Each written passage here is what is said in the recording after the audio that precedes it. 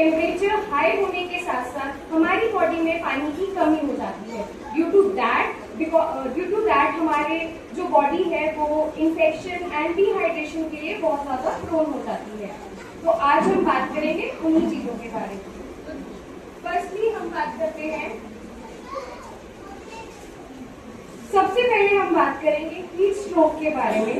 Heat stroke जिसको हम heat exhaustion के नाम से भी जानते हैं, एंड इसके पॉसिबल सिम्टम्स आप स्क्रीन में देख सकते हैं। फर्स्ट सिम्टम है डिजीनेस, मतलब सम काइंड ऑफ अनइजीनेस होना, हेडेक होना एंड एक्सेसिव स्वेटिंग होने की वजह से due to raised body temperature sweating होती है तो फेंटिंग भी हो जाती है, मतलब पर्सन बेहोश भी हो सकता है। एंड साइंस ऑफ डिहाइड्रेशन आपको देखने को मिलते हैं। तो these are the possible signs and symptoms of heat exhaustion and heat stroke. तो अब इसके प्रिवेंटिव मेजर्स क्या हैं? सबसे पहले तो अगर इमरजेंसी नहीं है तो आपको 12 बजे से 4 बजे के बीच में घर से बाहर नहीं निकलना है, because during that duration of day temperature सबसे ज्यादा राइज करता है।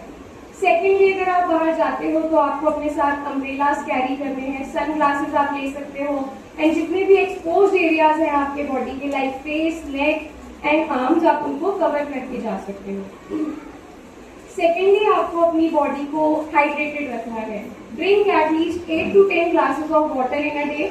आप पानी के साथ साथ नींबू पानी, कोकोनट वाटर, बटर मिल्क जैसी चीजों को अपनी डाइट में इंक्लूड कर सकते हैं।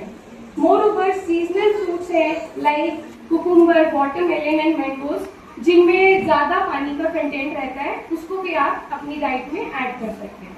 Now second comes food poisoning. Food poisoning को हम गैस्ट्रोएंटराइटिस के नाम से भी जानते हैं, एंड इसका मेजर कॉज होता है जब हम बाहर कभी कोई भी कंटेमिनेटेड फूड खा लेते हैं अनइंटेंशनली, लाइक स्ट्रीट फूड है, जंक फूड है, कोई भी अनहाइजीनिक अनफिल्टर्ड वाटर अगर हम लेते हैं, उसकी वजह से हमें ये हो सकता है। और ये बैक्टीरियल ओरिजिन का होता है, मतलब बैक्टीरिया की वजह से होता है। तो इसके पॉसिबल सिम्टम्स है वॉमिटिंग के एपिसोड्स होना, एपिसोड्स ऑफ डायरिया, नोजिया मतलब उल्टी आने का मन होना, स्टमक में क्रैम्प्स होना, पेट में दर्द होना and general weakness.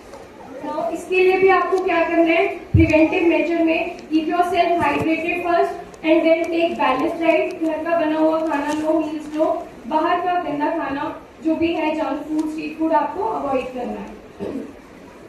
Now next come summer में होने वाले स्किन इन्फेक्शन। स्किन इन्फेक्शन बहुत ज्यादा कॉमनली हमें देखने को मिलते हैं, और उसमें सबसे पहला जो है वो है प्रिकली हीट, जिसको हम लेमन लैंग्वेज में घमौरियां भी बोलते हैं। Second comes fungal infections, because sweating की वजह से आपकी बॉडी में बहुत ज्यादा मॉइस्चर रहता है, जिसकी वजह से फंगल इन्फेक्शंस बहुत जल्दी फ्लरिश करते हैं।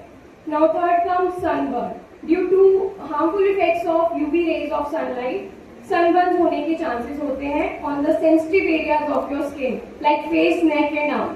तो आपको जब भी बाहर जाना है आपको सनस्क्रीन का उपयोग करना है। फंगल अगर कोई इन्फेक्शन होता है तो उसमें आपको एंटी फंगल ट्रीटमेंट लेना है। एंड प्रिकली हीट के लिए there are many options in market, powder वगैरह आप यूज कर सकते हैं। Now last come eye infection. During summer eyes infection बहुत ज्यादा कॉमन होता है, जिसमें सबसे पहला है स्टाई। स्टाई मतलब आईलिड्स पे एक काइंड ऑफ फुंसी बन जाती है, जिसमें पॉसिबल सिम्टम्स रहते हैं pain, irritation and sometimes pus formation. तो उसके लिए आपको प्रिवेंटिव मेजर क्या करना है? पहले तो आप सनग्लासेस का उपयोग करो। मोर ओवर स्टाई कंटेजियस नहीं होता, एक पर्सन से दूसरे पर्सन में नहीं फैलता, बट स्टिल आपको प्रिवेंटिव मेजर में सनग्लासेस यूज करना चाहिए। आई ड्रॉप्स आप यूज कर सकते हो। एंड सबसे कॉमनली अगर पस फॉर्मेशन है स्टाई में तो आपको गर्म पानी से कंप्रेशन मतलब गर्म पानी का सेक देना है आंख पे। Now last is conjunctivitis. Conjunctivitis मतलब जब आपकी आई के कंजक्टिवा का इन्फ्लेमेशन होता है उसको कंजक्टिवाइटिस बोलते हैं, जिसे हम पिंक आई डिजीज के नाम से भी जानते हैं। एंड इसके पॉसिबल सिम्टम्स हैं redness, etching and watery discharge from I. तो वही है, ये कंटेजियस होता है, एक पर्सन से दूसरे पर्सन में फैल सकता है। तो इसके लिए आपको प्रॉपर अपने जितने भी आपके खुद के आर्टिकल्स हैं उसको अलग रखना है। एंड मोर ओवर कोई भी, जैसे अगर आपको सन ग्लासेस का उपयोग करना है बाहर जाने से पहले, एंड लास्टली जो है आप आई ड्रॉप्स का उपयोग भी कर सकते हैं। सो इन गर्मियाँ अपने आप को हाइड्रेटेड रखिए एंड अपने आप को हेल्दी रखिए। Thank you so much for your